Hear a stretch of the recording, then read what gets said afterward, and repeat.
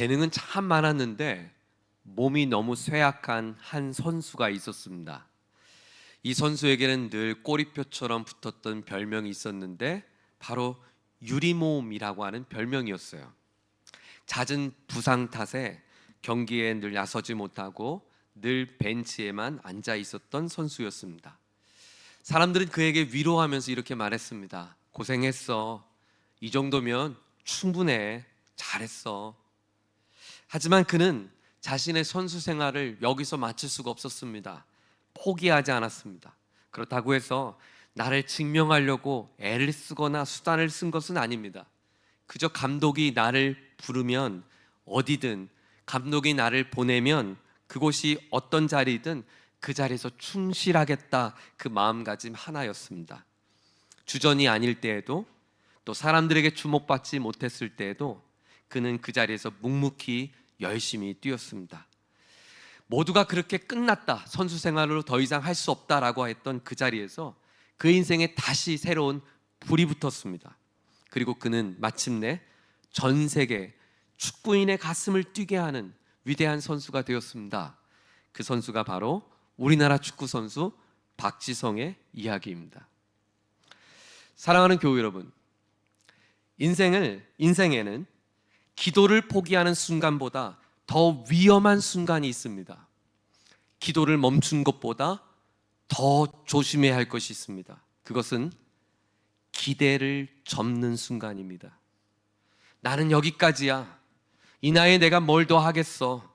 아유, 난 다 틀렸어. 난 이미 늦었어. 이 말들이 나의 입 밖으로 나오진 않아도 내 마음속에 자리 잡는 그 순간이 있습니다.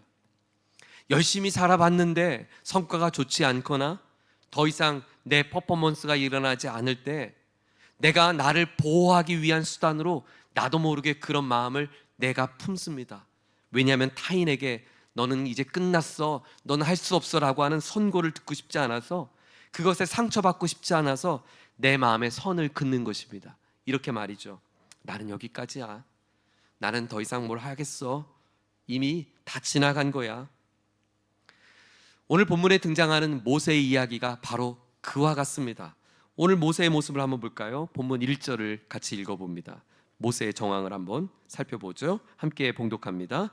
모세가 그의 장인 미디안 제사장 이드로의 양떼를 치더니 그떼를 광야 서쪽으로 인도하여 하나님의 산 호렙에 이르매. 그가 한때 왕궁에서 자랐습니다. 공주의 아들로 자랐습니다. 하지만 젊은 날 그의 잘못된 선택으로 히브리 사람을 괴롭히는 애굽인을 쳐 죽이게 되었고, 그로 말미암아 미디안 광야에서 그는 40년 세월을 보냈습니다. 이제 40년이 지나간 모세의 모습은 그야말로 볼품이 없습니다. 그의 나이 80대입니다. 80대가 되도록 40년 동안 광야에서 살았던 그에게 아직 가져진 자신의 소유가 하나도 없습니다. 지금 그가 치고 있는 양도 자기 소유의 양이 아니죠. 장인의 양을 치고 있습니다. 40년 동안 우연히 만났던 장인을 통해서 그의 딸과 결혼을 했고 처가살이를 해왔던 터라 40년 동안 그가 가졌던, 그가 소유할 수 있는 양 한 마리도 없었습니다. 미디안 광야에서의 40년, 그 40년은 마치 모세 인생에 멈춰버린 시간이었습니다. 아니, 멈춘 것이 아닌 그로 하여금 모든 것을 잃게 만든 시간이었죠.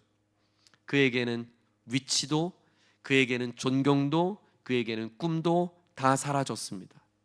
그는 더 이상 애굽에 대한 미련도, 또 히브리 동족에 대한 그리움도 그는 전혀 떠올리지 않습니다. 그저 오늘 하루하루를 내게 맡겨진 장인의 양을 치면서 저 다른 풀 목초지를 향해 걸어가고 있는 모세를 우리에게 들려줍니다. 모세 인생 자신에 대한 어떤 기대감도 찾아볼 수 없는 노년의 나이 모세. 그동안 자신이 쌓아왔던 모든 것이 다 사라져버리고 이제는 아무것도 할 수 없다고 느껴졌던 그 모세 인생에 일어난 일입니다. 오늘 본문 2절을 함께 봉독합니다. 시작. 여호와의 사자가 떨기나무 가운데로부터 나오는 불꽃 안에서 그에게 나타나시니라. 그가 보니 떨기나무에 불이 붙었으나 그 떨기나무가 사라지지 아니하리라. 떨기나무는 당시 광야에서 흔하게 보여지는 그런 볼품없는 가시덤불입니다. 떨기나무는 유용한 나무가 아닙니다. 제목감으로 쓸 수 없습니다. 아름답지도 않은 나무입니다. 그저 광야에서 피어나는 그저 볼품없는 주목하지 않는 나무에 불과합니다. 그런데 그 나무에 불이 붙은 겁니다. 그리고 붙은 그 불이 그 나무를 사르지 않고 꺼지지 않고 있습니다. 바로 하나님이 그 떨기나무에 임하셨다, 성경은 말합니다. 사랑하는 여러분, 이것은 단순한 하나님의 현현의 장면이 아닙니다. 이것은 지금 모세의 인생 가운데 하나님이 만나주신 하나의 그림입니다. 보잘것없는 인생이었습니다. 볼품없는 인생이었습니다. 그저 광야에서 누구나 흔하게 보여지는 한 노년에 불과합니다. 어떤 기대감도 찾아볼 수 없는, 어떤 제목감도 찾아볼 수 없는, 어떤 아름다움도 발견할 수 없는 그 인생, 바로 떨기나무 같은 모세의 인생에 하나님의 불이 임한 것입니다. 중요한 사실은 그 떨기나무에 임한 불이 꺼지지 않았다는 것이죠. 사람이 붙인 불이었다면 그 나무에 따라서 불의 크기는 달라지겠지만 이 불은 하나님이 붙인 불이어서 나무와 상관없이, 나무는 전혀 태우지 않고도 이 불이 전혀 꺼지지 않았다라고 오늘 성경은 말합니다. 그렇습니다. 모세의 인생, 볼품없는 인생이었지만, 떨기나무 같은 인생이었지만 그 모세의 제목에 따라 그에게 임한 불의 크기가 달라진 것이 아닙니다. 왜요? 그 불은 모세의 제목에 따라 붙인 불이 아니라 하나님이 모세의 삶에 임했던 불이기 때문이죠. 저는 오늘 이 아침 모세에게 임했던 이 불이 우리의 인생에도 붙여지는 은혜가 있기를 축원합니다. 꺼지지 않는 불이 우리 가정 가운데 임하기를 축원합니다. 우리 자녀들의 마음 가운데 하나님의 불이 임하기를 주의 이름으로 축원합니다. 하나님의 불, 꺼지지 않는 불이 모세 가운데 임했습니다. 그런데 중요한 것은 오늘 본문 가운데 그 하나님께서 모세에게 왜 만나 주셨는가예요. 꺼지지 않는 불로 모세에게 찾아오신 하나님은 모세에게 두 가지를 명령하십니다. 그리고 이 명령은 오늘 우리에게도 매우 중요한 명령입니다. 왜냐하면 인생의 가시덤불 같고 떨기나무 같이 볼품없다고 느껴져서 2026년 새해를 시작했지만 올해 뭐가 또 달라지겠어, 작년처럼 그냥 아무 무탈 없이 살아가면 되지 뭐, 어떤 기대감도 없고 소망도 없고 기도하는 것보다, 기도하지 못하는 것보다 더 심각한 기대조차 하지 않고 있는 우리의 인생을 향하여 하나님께서 찾아오셔서 주시는 명령이며 말씀이기 때문입니다. 오늘 하나님이 모세에게 들려준 이 두 가지의 말씀이 저와 여러분의 마음에 가슴을 뛰게 하는 하나님의 음성으로 들리기를 주의 이름으로 축원합니다. 첫 번째 하나님의 명령입니다. 내 발에서 신을 벗으라. 우리가 잘 아는 본문의 이야기인데요, 그 상황을 한번 본문을 읽어볼까요? 4절과 5절의 말씀입니다. 자, 꺼지지 않는 불이 너무 신기하니까 모세가 가까이 다가가려고 합니다. 그때 하나님이 모세에게 말씀하십니다. 4절이에요. 시작. 여호와께서 그가 보려고 돌이켜 오는 것을 보신지라. 하나님이 떨기나무 가운데서 그를 불러 이르시되 모세야 모세야 하시매 그가 이르시되 내가 여기 있나이다. 하나님이 이르시되 이리로 가까이 오지 말라. 내가 선 곳은 거룩한 땅이니 내 발에서 신을 벗으라. 첫 번째 명령이에요. 한번 밑줄 쳐보세요. 내 발에서 신을 벗으라. 1번 동그라미 쳐보세요. 하나님께서 모세에게 하신 명령입니다. 내 발에서 신을 벗으라. 여러분, 발에 신을 벗는다는 것은 어떤 의미일까요? 우리 특별히 한국 문화, 또 동양의 문화 속에서 신발을 벗는 것은 예절을 뜻하죠. 그래서 우리는 집 안에서 신을 벗는 것이 우리 자연스러운 문화입니다. 사실 예절의 문화가 히브리인들에게도 있었습니다. 지금도 회당에서 하나님의 율법의 말씀을 랍비가 읽을 때 그 랍비는 신발을 벗고 성경을 읽는다고 합니다. 그만큼 하나님의 경외함 앞에 존경과 또 겸손의 표현이겠죠. 그러나 더 중요한 게 있어요. 고대 근동 사람들에게서의 신은 소유권과 권리 주장을 의미합니다.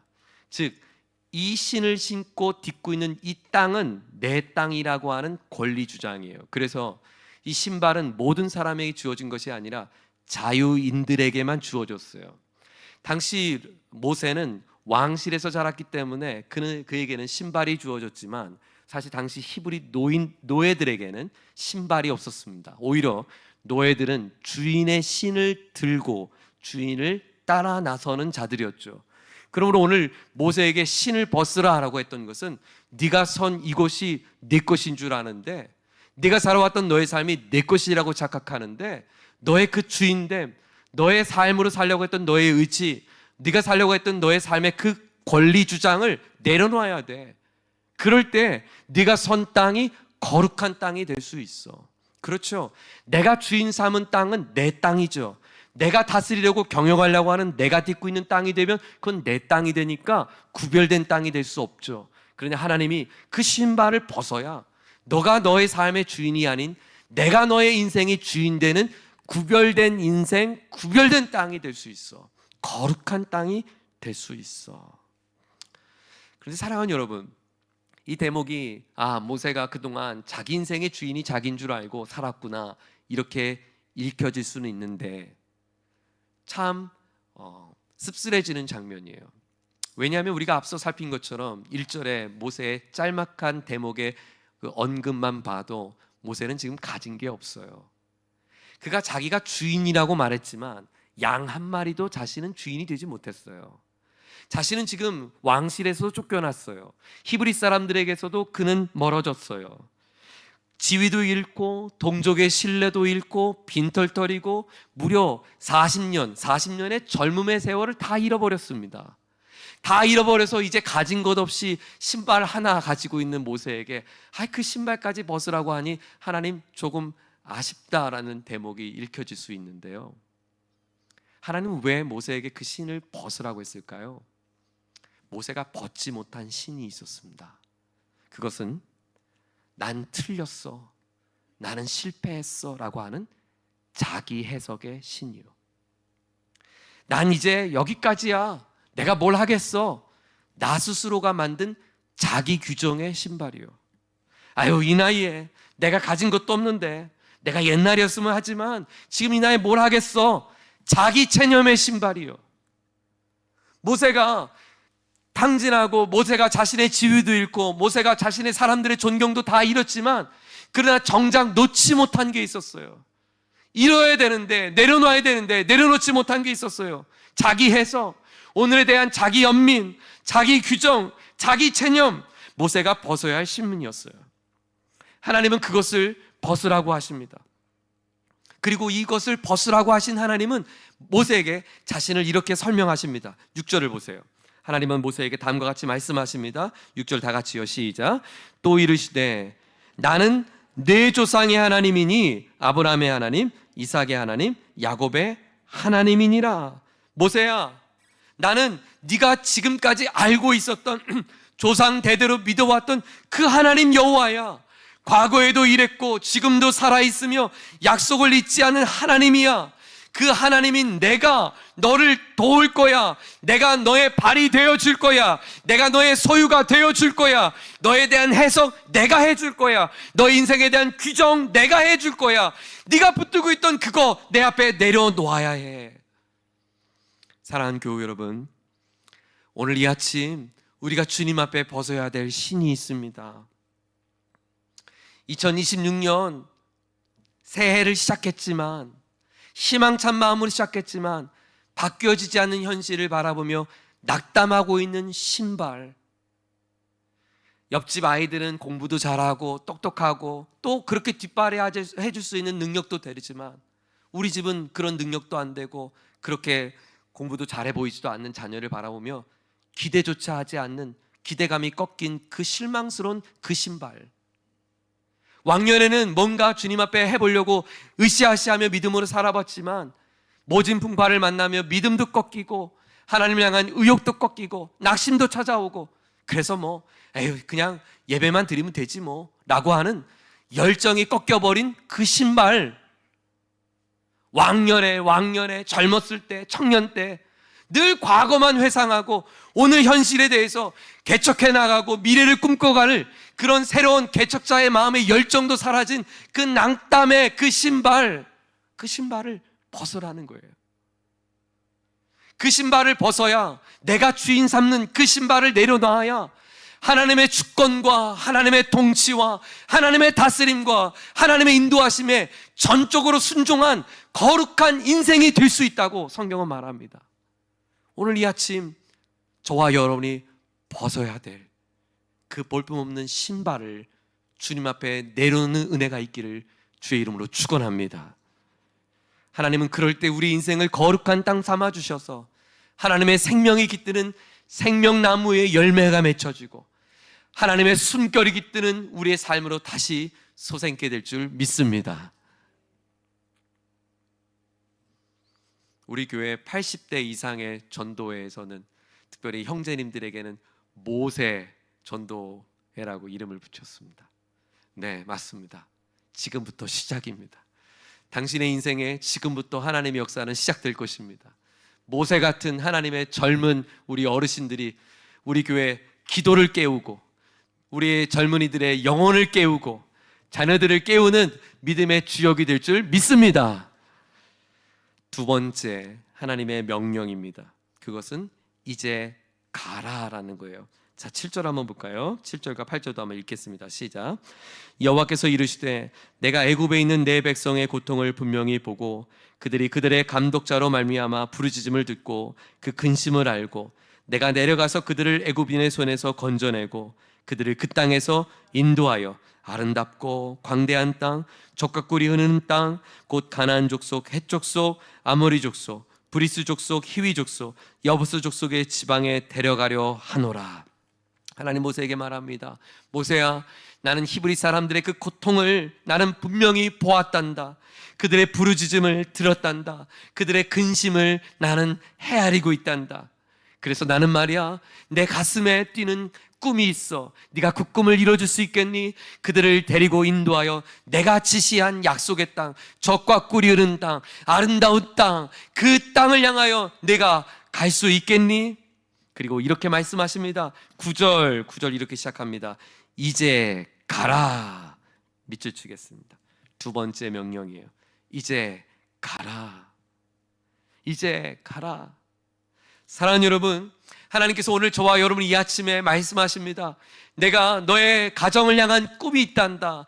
네가 내 자녀에게 보지 못했던 그 아름다움과 존귀함, 하나님의 토브, 지난주 살폈던 요게벳이 갈대 상자를 엮을 수 있었던 것은 그의 아들을 바라보며 하나님의 아름다움을 보았던 것처럼 내가 내 자녀의 내 가정을 향하여 아름다움을 봐줄 수 있겠니? 이제 내가 보내는 그 가정을 향해 나아가렴.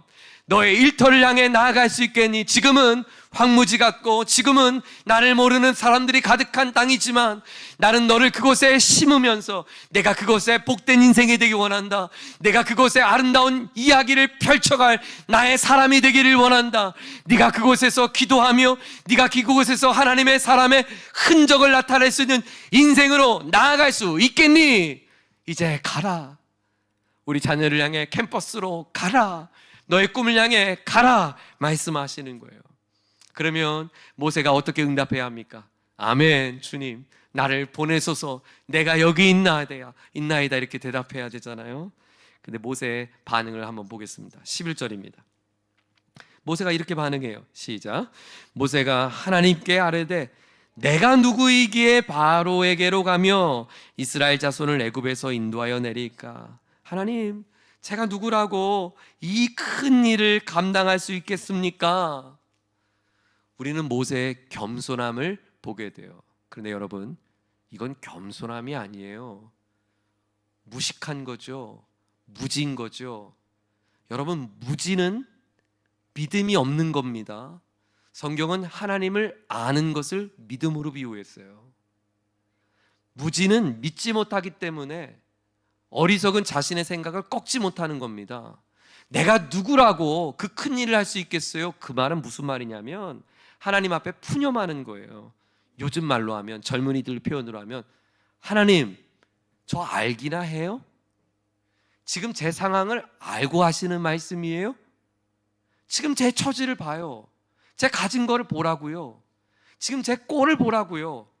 무슨 꿈이 있고 무슨 비전이 있고 그냥 오늘 하루 연명하며 사는 것이 저에겐 낙인데 뭘 더 하라는 거예요? 40년 지금 사람 죽여서 도망자라고 살아가는 거 비참한 거 안 보여요? 저의 태생 자체는 모두가 죽어가는 죽음에서 간신히 건짐받았고 그것도 우리 히브리 동족을 그토록 못 살게 구는 그 왕실에서 자란 거, 뭐 등 따시고 배부르다고 제가 행복한 줄 알았어요? 지금 제 마음을 알기나 아세요? 하나님 앞에 푸념하는 거예요. 어쩌면 젊은 날 하나님께서 모세야 너에게 꿈이 있어, 이런 일을 해보지 않겠니라고 하면 모세는 젊은 날 이렇게 대답했는지 모르겠어. 아유 아멘입니다.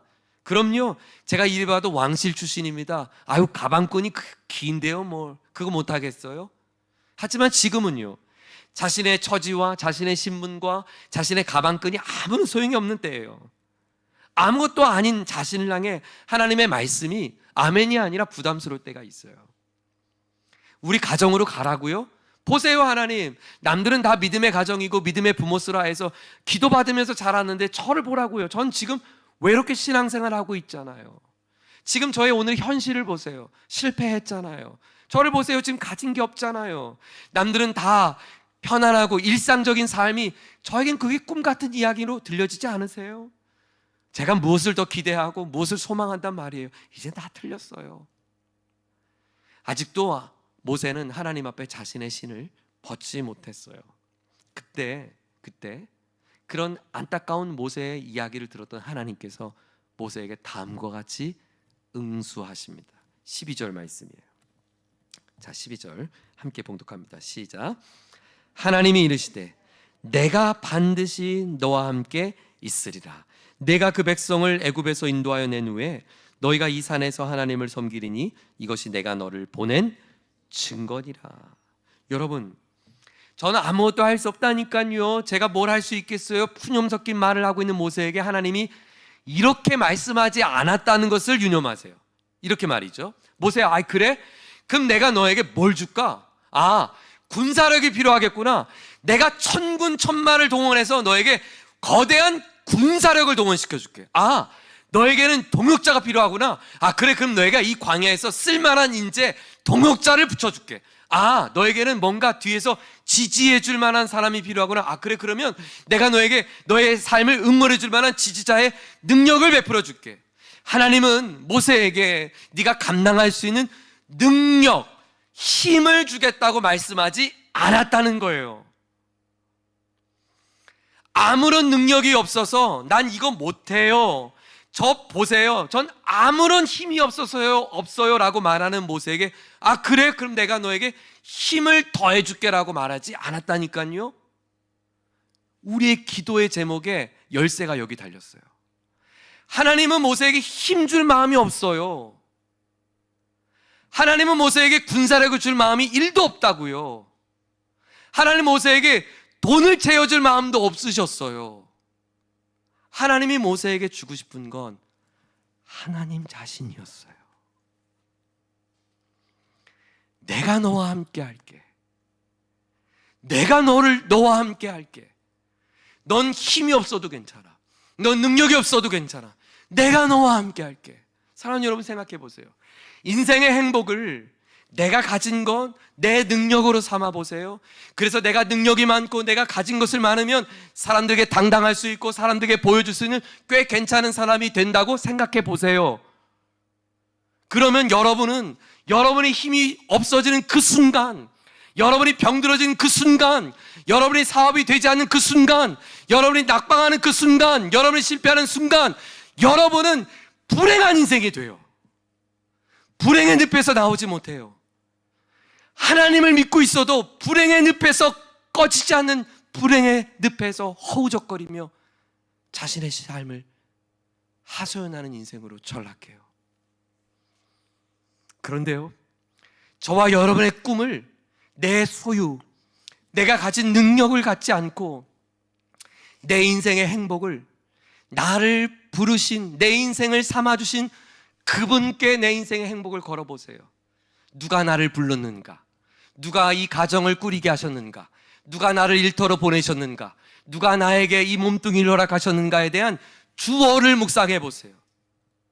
그러면 나는 변함이 있어도 주어가 바뀌지 않는 영원하신 하나님이 될 때 우리의 인생에는 불행이라고 느껴지는 모든 상황 속에서도 낙심이 아닌 소망으로, 절망이 아닌 믿음으로, 실패가 아닌 하나님을 향한 꿈으로 다시 일어날 수 있는 것입니다. 여러분 보세요. 모세가 하나님, 사람들이 제게 그 일을 제가 사람들에게 그 일을 말할 때 사람들이 저에게 그런 일을 맡긴 이가 누구냐라고 묻는다면 뭐라고 말해야 합니까? 다 좋아요. 그래서 제가 다시 애굽으로 갔다 쳐요. 그리고 제가 거기 노예들한테, 우리 동족들한테, 여러분 우리 이제 하나님이 약속의 땅으로 가랍니다 라고 말하면 사람들이 물어볼 거 아니에요. 너에게 말했던 그 하나님이 어떤 대단한 임금이냐고, 왕이냐고 물어볼 거 아니에요. 바로보다 더 뛰어난 왕이냐고 물어볼 거 아니에요. 그러면 제가 하나님을 어떤 왕으로 소개해야 돼요? 라고 질문을 합니다. 그때 하나님이 그래? 그럼 이렇게 소개해 라고 하나님 자신에 대한 소개를 우리에게 들려줘요. 이 소개는 우리에게 너무나 소중한 말씀이 됩니다. 14절 말씀을 함께 봉독합니다. 자, 14절 시작. 하나님이 모세에게 이르시되 나는 스스로 있는 자이니라. 또 이르시되 너는 이스라엘 자손에게 이같이 이르기를 스스로 있는 자가 나를 너에게 보내셨다 하라. 하나님은 어려운 표현을 하셨어요. 나는 스스로 존재해. 나는 스스로 있어. I am, that I am 이라고 설명을 했어요. 나는 스스로 있다라는 말이 무슨 말일까? 이것은 하나님께서 스스로 존재하시는 분이라고 하는 정의도 있는데요. 사실 히브리어에 있다라고 하는 이 동사에 갖고 있는 뉘앙스가 있어요. 이 동사는 지금 여기 있다라는 의미뿐만 아니라 지금까지 역동하고 있는 하나의 행동의 움직임을 포함하고 있는 단어예요. 무슨 말이냐면 너와 지금 독대하고 있는 나는 말이야, 네가 지금 보고 있는 것처럼 나는 존재하고 있고, 이 존재는 어느 누구의 개입도 없이 역사 속에서 나는 지금까지 시작되어 왔고 지금까지 역사하며 지금까지 너의 인생을 인도하고 있고 너희들을 구원하고 있는 그분이란 말이야. 과거에도 존재했고 지금도 존재했고 미래에도 존재할, 난 한 번도 너희를 떠날 수 없는 임마누엘의 하나님이심을 자신이 보여주신 것이에요. 이런 거죠. 지금 모세가 가장 궁금한 건 이것이었어요. 내가 그 일을 어떻게 합니까? 난 능력이 없는데. 이게 모세의 질문이었잖아요. 하나님의 대답은 그건 너의 질문이고 나는 말이야, 난 아무런 도움이 필요 없어. 난 아무런 도움도 필요 없는 늘 존재해왔던 분이야. 그런 내가 너와 함께 한다니까? 무슨 말이에요? 모세의 인생에 지금까지 소유로, 지위로 자신의 존재감을 확인했던 그에게 모세가 새로운 행복을 발견합니다. 그것은 누가 나를 불렀는가, 누가 나를 이 사명을 주셨는가라고 하는 그 주어를 발견한 거예요. 내 인생의 절대자이신 그분이 나를 불렀구나. 내 인생의 절대자가 갖고 있는 그 꿈을 내게 주신 거구나. 나는 볼품없는 떨기나무 같은 인생이지만 나는 그 절대자의 마음속에 갖고 있는 그 사명을 이루는 존귀한 도구구나. 나는 지금 병들고 늙고 힘이 없어도 여러분, 하나님의 절대자이신 하나님이 여러분을 부르셨고 그 하나님이 여러분의 가정을 향해 여러분을 보내셨고 그 하나님이 저와 여러분의 인생을 영원토록 함께 하시면 여러분의 지위와 여러분의 소유와 상관없이 우리 모두는 하나님 앞에 가장 존귀한 인생이 된 줄 믿으시기를 바랍니다.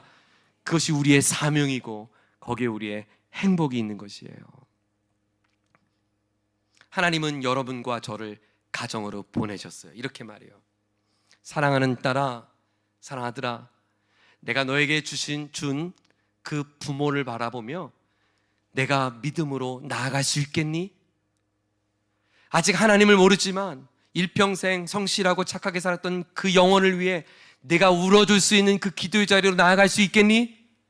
지금은 사춘기를 겪고 방황하고 있는 그 자녀들에게 내가 좋은 믿음의 부모가 되어 기도하는 부모, 그들의 손을 잡아주는 그 아버지의 자리로 나아갈 수 있겠니? 네가 지금은 끝이 보이지 않고 불투명해 보이는 현실이지만 낙심하지 말고 절망하지 말고 내가 이룰 크고 놀라운 일, 네가 알지 못하는 크고 놀라운 일, 그 일이 어떤 일인지 기대하며 믿음으로 도전해보지 않겠니? 나아가지 않겠니? 이제 가라 말씀하신 거예요. 이제 가라. 2026년 하나님께서 저와 여러분에게 명령하십니다. 이제 가라. 지나왔던 실패, 지나왔던 절망, 지나왔던 두려움 바라보지 말고 나 스스로 존재하는 나를 바라보며 내가 너를 부른다, 내가 너를 보낸다, 내가 너를 인도한다, 내가 너를 함께한다. 이제 2026년 믿음으로 나아가라. 아멘. 거기에 순종할 수 있는 저와 여러분 되기를 축원합니다. 그것이 기도입니다. 기도는 뭐냐? 하나님, 저에게 거신 그 기대가 뭡니까? 자녀를 향한 기도는 이겁니다. 하나님, 우리 자녀를 향한 하나님의 기대감이 뭡니까? 가정을 향한 기도는 이겁니다.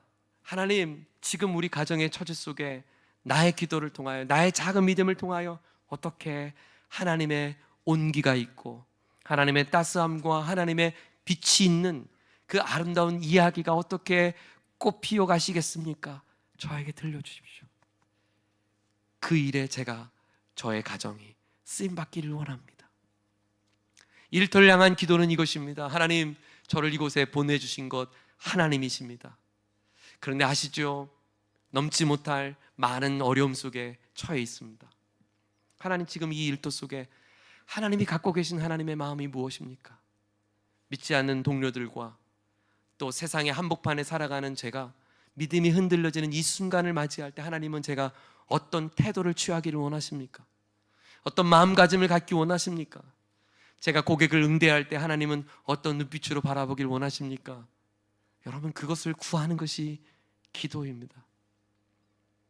그러면 내가 꽤 괜찮아 보여 하나님 앞에 구하려고 했던 기도의 리스트보다 이것과 비교할 수 없는 크고 놀라운 하나님의 응답의 리스트를 우리는 경험하게 됩니다. 기도의 신비입니다. 사랑하는 교회 여러분, 오늘 모세의 나이는 80세였습니다. 그는 과거 실패했고 가진 것이 없었습니다. 하지만 기억하십시오. 그 떨기나무에 꺼지지 않는 불이 임했습니다. 성경은 우리에게 약속하셨습니다. 이 꺼지지 않는 불이 우리에게도 있다고 말이죠. 예수님이 나를 위해 십자가에 달려 죽으시고 나의 모든 죄를 대신하여 대속하셨다고 하는 그 하나님의 구원의 이야기를 마음으로 믿는 자들에게는 하나님께서 하나님의 자녀가 되는 권세를 주셨는데, 그 하나님의 자녀들에게 주신 하나님의 선물이 바로 우리 안에 꺼지지 않는 불 내주하시는 성령님이십니다. 불길 같은 주의 성령이 오늘 우리의 인생을 태우고 계십니다. 그 성령의 불은 우리의 재료, 인생의 재료에 따라 불길의 크기가 달라지지 않습니다. 이 불은 성령님이 우리 안에 붙이신 불이기 때문입니다. 그러므로 오늘 모세가 경험한 이 불은 이미 저와 여러분 안에 있습니다. 이제 우리가 주님 앞에 응답해야 할 두 가지의 응답이 남아 있습니다. 그 불 앞에 제가 주인 삼았던 저의 신발을 내려놓겠습니다. 자기 해석과 자기 규정과 자기 체념의 신발을 내려놓겠습니다. 그리고 나를 보내신, 스스로 존재하시는 전능하신 하나님이 나의 힘임을 의지하겠습니다. 내가 어떠한 세상의 힘을 취하러 애쓰기보다 나의 힘이신 주님과 함께 이 믿음의 여정을 걸어가겠습니다. 가라 하신 곳으로 가겠습니다. 보내신 곳으로 가겠습니다. 눈물 많은 가정을 품기 위하여, 내 인생에 하나님의 뜻을 이루기 위하여 기도의 자리로 나아가겠습니다.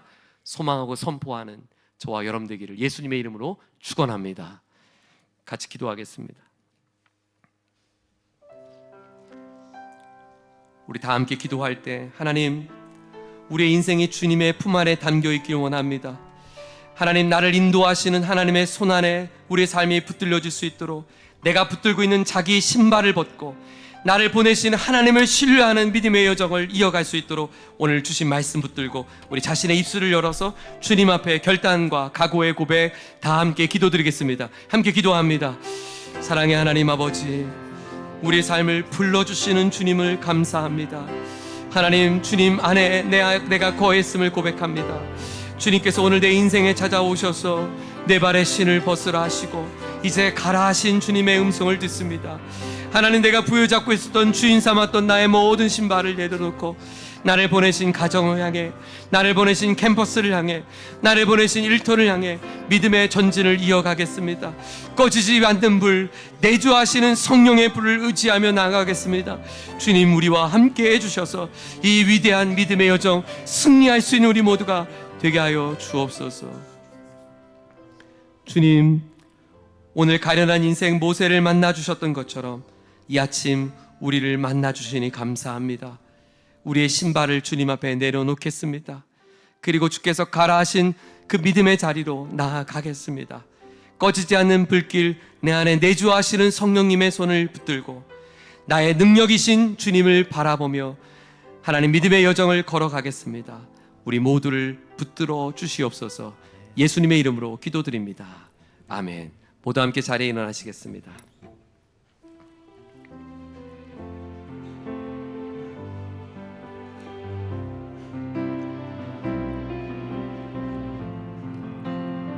주 품에 품으소서. 함께 결단의 찬양 올려드립니다. 주 품에 품으소서.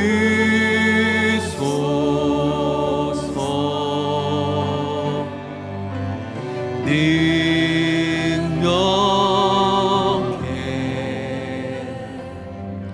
발로 덮으소서. 거친 파도 날 향해 와도 주와 함께 날아오르리. 폭풍 가운데 나의 영혼 잠잠하게 주를 보리라. 주님 품에 품으소서. 주 품에 품으소서. 능력의 발로 주님이 우리의 힘이 되어 주십니다. 그 팔로 나를 덮어 주실 것입니다. 로 덮으소서. 거친 파도 날 향해 와도 주와 함께 날아오르리.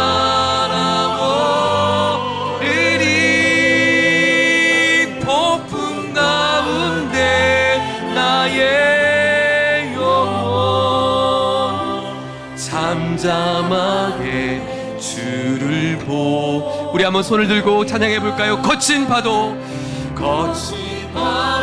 날 향해 와도 주와 함께 날아오르리.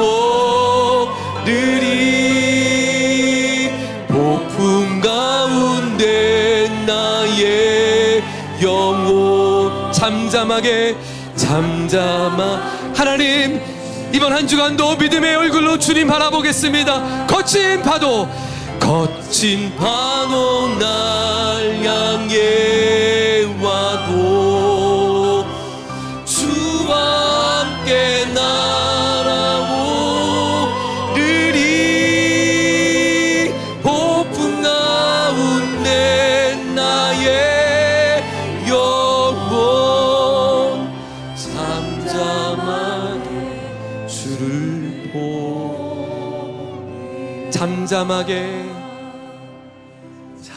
잠잠하게 주를 보리라.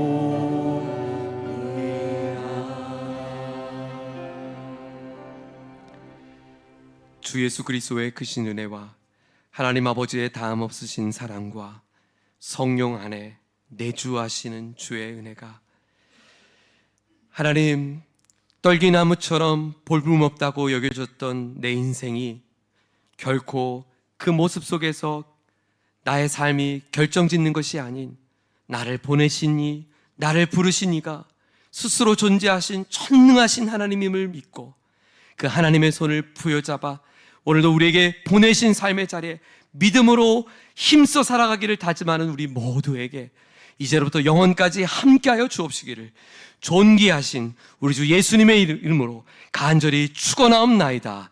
아멘.